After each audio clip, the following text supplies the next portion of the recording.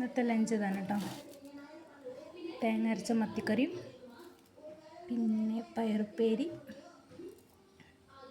മെഴുക്ക് പുരട്ടി പറയില്ലേ, നമ്മൾ മുളക് പൊടിയൊന്നും ഇടാതെ വരും, പയറും കുറച്ച് വെളുത്തുള്ളിയും പച്ചമുളകും കറിവേപ്പിൻ്റെ ഇലയും വെളിച്ചെണ്ണയിൽ വേവിച്ചെടുത്തത്, പിന്നെ മത്തി വറുത്തത്, കുറച്ച് അച്ചാർ.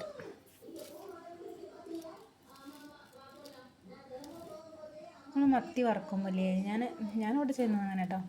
നമ്മൾ മുളക് പൊടിയും മഞ്ഞൾപ്പൊടിയും കുറച്ച് മല്ലിപ്പൊടി ഇട്ടിട്ട് ഉപ്പും ഇട്ടിട്ട് മസാല ഇതാക്കും. എന്നിട്ട് പിന്നെ അതിലേക്ക് ഒരു പച്ചമുളകും പിന്നെ കുറച്ച് കറിവേപ്പിലയും ഒരു ഇഞ്ചിയും ഒരു ചെറിയ പീസ് ഇഞ്ചി കഷ്ണവും 2 വെളുത്തുള്ളിയും കൂടി നല്ലോണം കുത്തി ചതയ്ക്കൂലേ, എന്നിട്ട് അങ്ങനെ അരയ്ക്കുക. കുറച്ചൊരു പേസ്റ്റ് പോലെ ആക്കിയിട്ട് അത് ഇതിൽ